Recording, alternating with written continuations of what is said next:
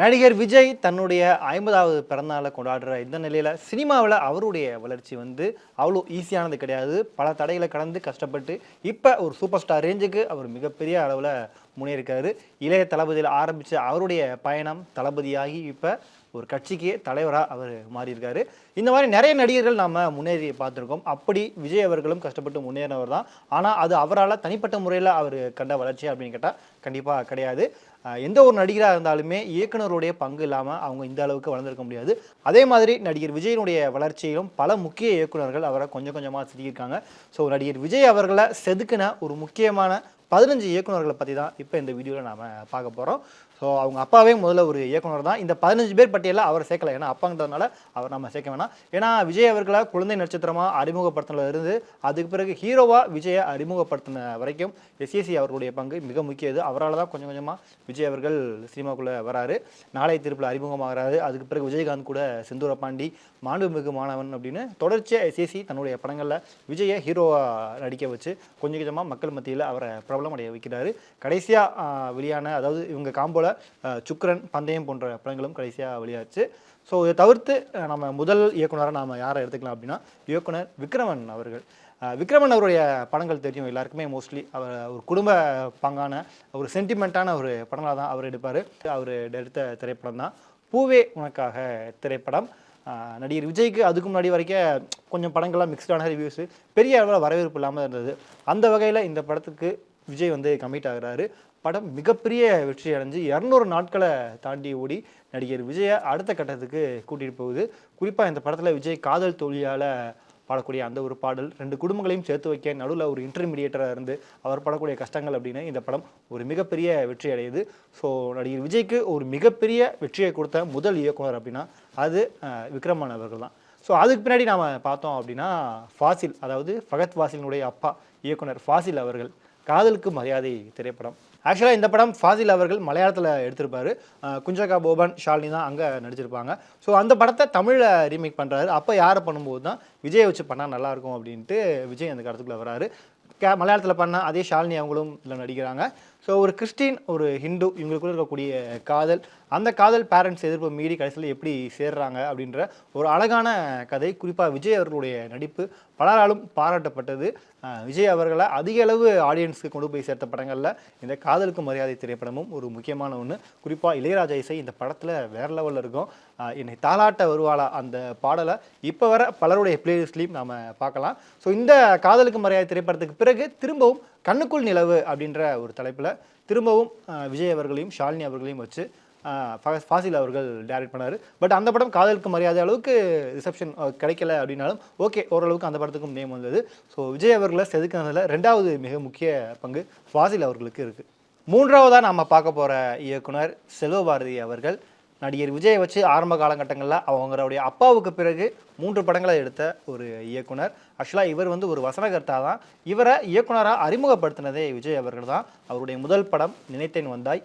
விஜய், ரம்பா, தேவயானி நடிச்சிருப்பாங்க. ஒரு முக்கோண காதல் கதையாக சொல்லலாம் இந்த படத்தை. ஸோ அந்த படம் மிகப்பெரிய அளவில் வெற்றி அடையுது. ஸோ அந்த படம் மூலமாக தான் வசனகர்த்தாவாக இருந்த செல்வபாரதி முதலாக இயக்குனராக அறிமுகமாகிறாரு. ஸோ அதை தொடர்ந்து பிரியமானவளை விஜய், சிம்ரன் இவங்க நடிப்பில் வெளியாகிருக்கும். படமும் ஒரு மிகப்பெரிய அளவில் பாராட்டப்பட்டு வெற்றிகரமாக ஓடிச்சு. அதுக்கு பிறகு வசீகரா. ஸோ விஜய் அவர்கள் இது வரைக்கும் எத்தனை படங்கள் நடிச்சிருந்தாலும் வசீகரா மாதிரி ஒரு ஜாலியான படத்தை இப்போ வர அவருடைய ஃபேன்ஸ் எதிர்பார்த்துட்டு இருக்காங்க. வசீகரா மாதிரி அந்த படம் ரிலீஸ் ஆன டைமத்தில் பெருசாக ஓடலை அப்படின்னாலும் வசீகரா படத்துக்கு அப்படின்னு ஒரு தனிப்பட்ட ஆடியன்ஸ் இருக்காங்க. அவங்களுக்கு அந்த படம் ரொம்பவே பிடிக்கும். ஸோ இந்த மாதிரி 3 வெற்றி படங்களை செல்வபாரதி அவர்கள் விஜய்க்கு கொடுத்தாரு. நடிகர் விஜய் அவர்களை ஆரம்ப காலகட்டத்தில் மெருகேற்றதுனால செல்வபாரதி அவர்களுக்கும் மிக முக்கிய பங்கு இருக்குது. அடுத்ததாக இயக்குனர் வின்சென்ட் செல்வா. ஸோ இவரும் தமிழில் நிறைய பேர் இயக்குநர்கள் கூட ஸ்க்ரீன் ரைட்டராக அதெல்லாம் ஒர்க் பண்ணியிருக்காரு. ஸோ இவர் டைரக்ட் பண்ணுற முதல் திரைப்படம் தான் பிரியமுடன். விஜய், கௌசல்யா இவங்க 2 பேர் தான் அந்த படத்தில் நடிச்சிருப்பாங்க. ஸோ இந்த படத்துலேயே விஜய்க்கு ஒரு நெகட்டிவான கேரக்டர் தான். படமே கொஞ்சம் நெகட்டிவான கிளைமேக்ஸோடு தான் முடியும். ஸோ இந்த கதையை எஸ்ஏசி யாருக்குமே பிடிக்கல. பட் விஜய் இந்த கதை மேலே நம்பிக்கை வச்சுருக்காரு. பரவாயில்ல, நான் பண்ணுறேன் அப்படின்ட்டு விஜய் அவர்கள் முதலாக நெகட்டிவ் ஷேடில் பண்ண படமும் இந்த பிரியமுடன் படம் தான். இந்த படம் ரிலீஸ் ஆகி ஒரு நல்ல ரேம் கிடைக்கிது. படத்துக்கு பாசிட்டிவான ஃபீட்பேக்லாம் படம் சக்ஸஸ்ஃபுல்லாக ஓடிச்சு. ஸோ அந்த படத்துக்கு பிறகு பல வருடங்களுக்கு இருக்குது திரும்பவும் யூத் அப்படின்ற ஒரு படம். ஸோ அந்த 2000ங்களுடைய ஆரம்பத்தில் நடிகர் விஜயை அடுத்த கட்டத்தில் அப்படியே ஒரு சாக்லேட் பாய் மாதிரி இருப்பார். அப்படியே முழுன்னு மீசை மட்டும் வச்சுக்கிட்டு தாடிக்கிட்டு எதுவும் இல்லாமல். ஸோ அந்த அளவுக்கு யூத் படமும் ஒரு மிகப்பெரிய வெற்றி அடையுது. குறிப்பாக யூத் படத்தினுடைய பாடல்கள், அந்த காதல் ஃபெயிலியர் பாடல்கள், ஆழ்த்தோட்ட பூபதி ஆகட்டும், சர்க்கரை நிலவு அப்படின்னு பாடல்களும் பயங்கர ஹிட் ஆச்சு. ஸோ நடிகர் விஜயனுடைய இந்த வரிசையில் வின்சென்ட் செல்வா ஒரு முக்கியமான இயக்குனராக அவருடைய இதில் இருக்கார். அடுத்ததாக பார்த்தீங்க அப்படின்னா நம்ம எல்லாருக்கும் ஃபேவரட்டான ஒரு இயக்குனர், நடிகர் அப்படின்னு நம்ம சொல்லலாம், எஸ்ஜே சூர்யா அவர்கள். எஸ்ஜே சூர்யாவுடைய குஷி திரைப்படத்துக்கு வந்து விஜய் அவர்கள் கமிட் ஆகிறாரு, விஜய் ஜோதிகா அப்படின்னு. இப்போ நாம் பார்த்தா கூட குஷி திரைப்படம் செமையாக இருக்குல்ல. இப்போவும் அந்த ஒரு படத்தினுடைய ஃப்ரேம் ஆகட்டும், அதை வரக்கூடிய இந்த ஈகோ, காதலர்களுக்கு இடையில் இருக்கக்கூடிய சின்ன சின்ன விஷயங்கள் எல்லாத்தையுமே அவ்வளோ டீட்டெயிலாக ஸ்க்ரீன் பிளேயில் எஸ்ஜே சூர்யா அவர்கள் சொல்லியிருப்பார். படமும் மிகப்பெரிய வெற்றி அடைஞ்சது. ஸோ 2000 அந்த பீரியடில் வந்த இந்த படம் வந்து விஜய் அவர்களுக்கு ஒரு மிகப்பெரிய மார்க்கெட், அதாவது அந்த சாக்லேட் பாய் விஜய் இனிமேல் லவ் சப்ஜெக்ட்லாம் அவர் நம்பி பண்ணலாம் அப்படின்ற ஒரு நம்பிக்கையை கொடுத்த படம் அப்படின்னா இந்த குஷி திரைப்படத்தை நாம் எடுத்துக்கலாம். அதே மாதிரி இயக்குனர் எழில் அவர்கள், ஸோ இவருக்கும் ஒரு மிக முக்கிய பங்கு இருக்குது. விஜய் கூட சேர்ந்து ஒரே ஒரு படம் தான் அவர் ஒர்க் பண்ணியிருக்கார் அப்படின்னாலும் அவருடைய முதல் படம் ஆக்சுவலாக ஊர்வசி, வடிவேல் இவங்களை வச்சு ருக்மணி அப்படின்னு ஒரு படம் பண்ணுறதா இருந்தார். ஸோ அந்த கதை தான் நாளடைவில் மாறி துலாத மனமும் துள்ளமாக மாறிடுச்சு. ஸோ அந்த கேரக்டருக்கு பேர் தான் ருக்குன்னு வச்சுருப்பாங்க. விஜய்க்கு கேரக்டர் பேர் குட்டி. படம் மிகப்பெரிய வெற்றி அடையுது. இப்போ வர அந்த துலாத மனமும் துள்ளும் படத்தை டிவியில் போட்டால் உட்காந்து பார்க்குற ஆட்கள் இன்னமும் இருக்காங்க. ஸோ அந்த படத்தில் வரக்கூடிய அந்த இன்னிசை பாடி வரும் அந்த பாடலாகட்டும், அந்த ட்ரெயின் சீக்வன்ஸு, விஜய் வந்து அவங்கள சிம்ரானை பத்திரமா பார்த்துக்கிறது அப்படின்ட்டு நிறைய விஷயங்கள் இந்த படத்தில் இன்னும் ரொம்பவும் டச்சிங்காக இருக்கும். ஸோ எழிலுக்கும் விஜய் இந்த அளவுக்கு முன்னேற்றி வந்ததில் ஒரு மிக முக்கிய பொறுப்பு இருக்குது. 7வதாக நாம் பார்க்க போகிற இயக்குனர் வந்து இவரும் ஒரு மலையாள இயக்குனர் தான். ஃபாசிலுக்கு அடுத்தபடியாக இவரும் நடிகர் விஜயை வச்சு 2 படங்கள் வெற்றி படங்கள் கொடுத்துருக்காரு. ஸோ அவர் தான் இயக்குனர் சித்திக் அவர்கள். பட் அவர் பண்ண 2 படங்களுமே ஒரு ரீமேக் படங்கள் தான், ஃப்ரெண்ட்ஸ் அப்புறம் காவலன்.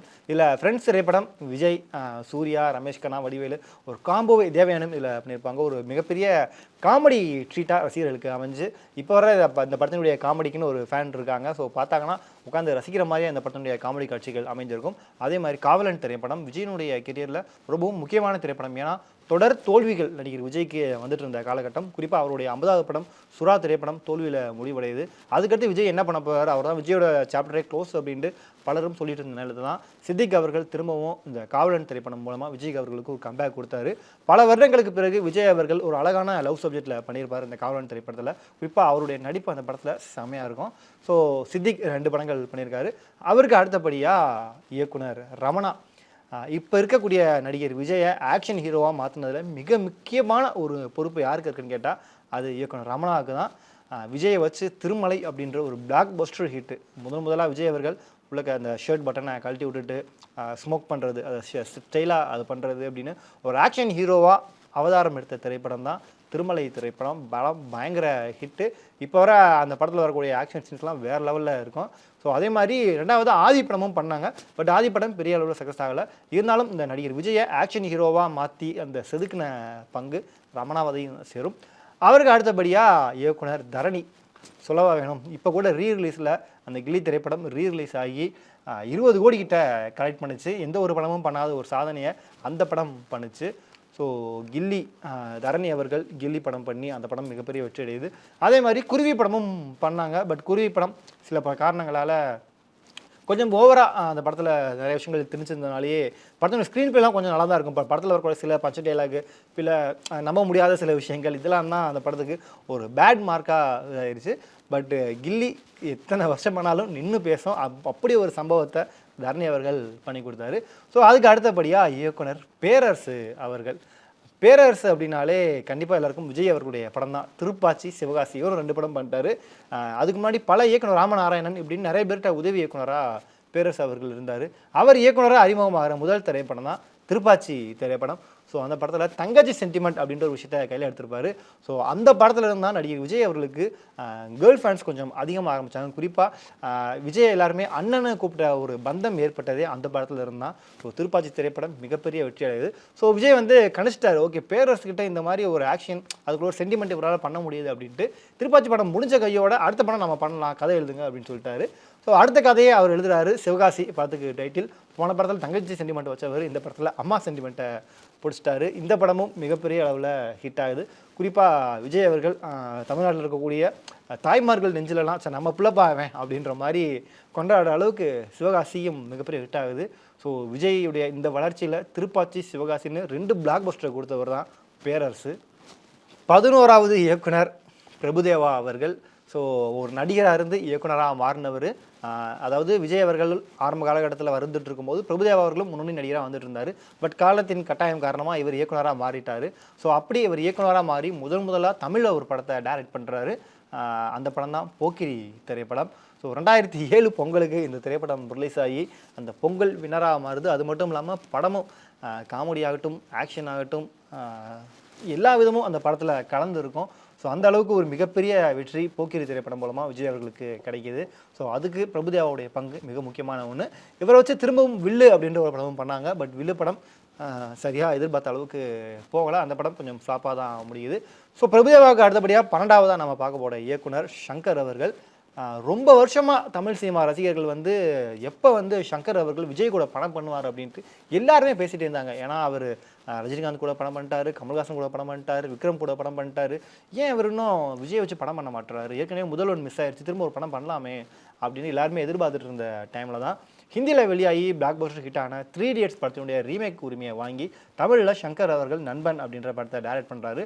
சங்கர் அவர்கள் முதல்ல ஒரு ரீமேக் பண்ணுறாரு அப்படின்னா அது இந்த நண்பன் திரைப்படம் தான். முதலும் கடைசியுமே அதுதான். ஸோ அந்த ஒரு படத்தில் விஜய் ஹீரோவாக நடிக்கிறாரு. ஸோ அதுக்கு முன்னாடி நம்ம விஜய் அவர்களுடைய படங்கள் எல்லாமே கண்டிப்பாக ஒரு ஃபைட் சீன் கண்டிப்பாக இருக்கும். ஸோ ஆனால் இந்த படத்தில் ஒரு ஃபைட் சீன் கூட இருக்காது. குறிப்பாக விஜய் அவர்களுடைய நடிப்பில் வித்தியாசத்தை காமிச்சு ஒரு வேறு மாதிரி கொண்டு வந்துருப்பார். ஒரு கொஞ்சம் ஜாலியாக இருப்பார், கொஞ்சம் அட்வைஸ் பண்ணுவார். துரு இருக்கக்கூடிய ஒரு விஜய். பஞ்சவன் பாரிவேந்தன் அப்படின்ற ஒரு கேரக்டர். ஸோ அந்த அளவுக்கு விஜய் கூட இருக்கக்கூடிய அந்த நடிப்பு திறமையை சங்கர் அவர்கள் வெளியே கொண்டு வந்திருப்பார். ஸோ சங்கர் அவர்களுக்கும் ஒரு மிக முக்கியமான பொறுப்பு இருக்குது. ஸோ அதுக்கு பிறகு சங்கர் கூட்டணியில் இன்னும் படம் எதிர்பார்த்துருக்காங்க, இன்னும் வரல. இவங்களுக்கு அடுத்தபடியாக 13வதாக பார்க்க போகிற இயக்குனர் AR முருகதாஸ் அவர்கள். இப்போ வர விஜய் ரசிகர்கள் துப்பாக்கி மாதிரி ஒரு படம் உங்களால் பண்ண முடியுமா அப்படின்னு சவால் விடக்கூடிய அளவுக்கு படம் பண்ணவர் தான் AR முருகதாஸ் அவர்கள். துப்பாக்கி, கத்தி, சர்க்கார்னு 3 வெற்றி படங்கள். இதில் சர்க்கார் படத்துக்கு கூட கொஞ்சம் மிக்சடான ரிவ்யூஸ் வந்தாலும் முதல் 2 படங்கள் துப்பாக்கி, கத்தியும் பிளாக் பஸ்டர் ஹிட்டு. இந்த 2 படங்களும் மற்ற மொழிகளையும் கூட ரீமேக் ஆச்சு. விஜய் அவர்களுக்கு முதல் 100 கோடி படம் அப்படின்னா அது துப்பாக்கி திரைப்படம் தான். அதுக்கு பிறகு கத்தி திரைப்படமும் 100 கோடி கனெக்ஷன் தாண்டி போகுது. குறிப்பாக விவசாயிகள் கஷ்டம் 2G அப்படின்ட்டு விஜய் அவர்கள் கான்ட்ரவர்சியை ஆரம்பித்தது இந்த கத்தி திரைப்படத்தில் தான். அதுக்கு பிறகு சர்க்கார் திரைப்படத்தில் விஜய்க்கு அந்த டைட்டில் வரவுமே பல எதிர்ப்புகள் வந்தது. என்ன சர்க்கார்னு வச்சுருக்காங்க, அரசியலுக்கு வரப்போகிறாரா அப்படின்ட்டு பல கான்ட்ரவர்சிலாம் வந்தது.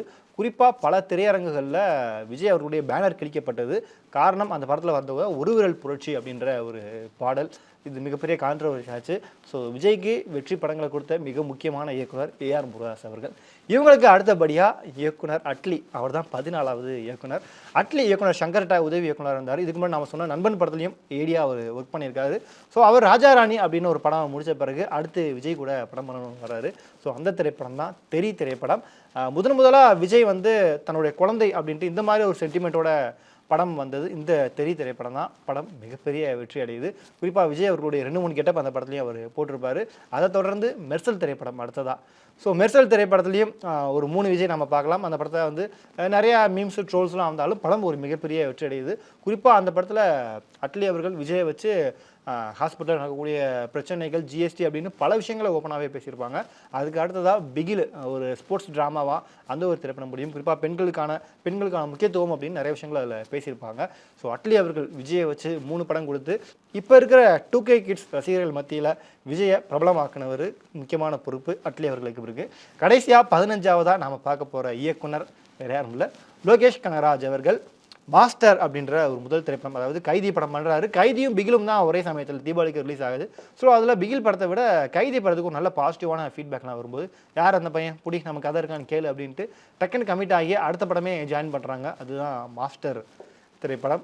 ஸோ கோவிடில் படம் ரிலீஸ் ஆகாமல் ஒரு மிகப்பெரிய கஷ்டத்தில் சினிமா உலகமும் இருக்குது, மக்களுக்கும் ஒரு என்டர்டைன்மெண்ட்டே இல்லாமல் இருக்காங்க. அப்போ தான் கோவிட் தளர்வுகள் கொஞ்சம் கொஞ்சமாக தகர்ந்து வந்துட்டுருக்க நிலையில் பொங்கலுக்கு இந்த படத்தை ரிலீஸ் பண்ணலாம், ஒரு 50% ஆக்குபென்சியோட தேட்டரில் அலோவ் பண்ணலாம் அப்படின்ட்டு தமிழ் சினிமாவுக்கு ஒரு மிகப்பெரிய வரப்பிரசாதமாக இந்த மாஸ்டர் திரைப்படம் அமையுது. தேட்டருக்கு திரும்பவும் மக்கள்லாம் வராங்க. படமும் ஒரு மிகப்பெரிய வெற்றி திரைப்படமாக மாறுது. ஸோ அப்படி தான் லோகேஷ் விஜய் அவர்களுடைய கூட்டணி ஆரம்பமாகுது. அதுக்கு பிறகு இப்போ போன வருஷம் வெளியான லியோ திரைப்படம் பல எதிர்பார்ப்புகள் படம் இருந்தாலும் படம் போன வருஷத்தினுடைய அதிகமாக கலெக்ட் பண்ணி 650 கோடிக்கு மேலே கலெக்ட் பண்ணி போன வருடத்தினுடைய தமிழ் சினிமாவில் வெளியான ஹையஸ்ட் கலெக்ஷன் அப்படின்ற ஒரு ரெக்கார்டையும் இந்த படம் கிரியேட் பண்ணுச்சு.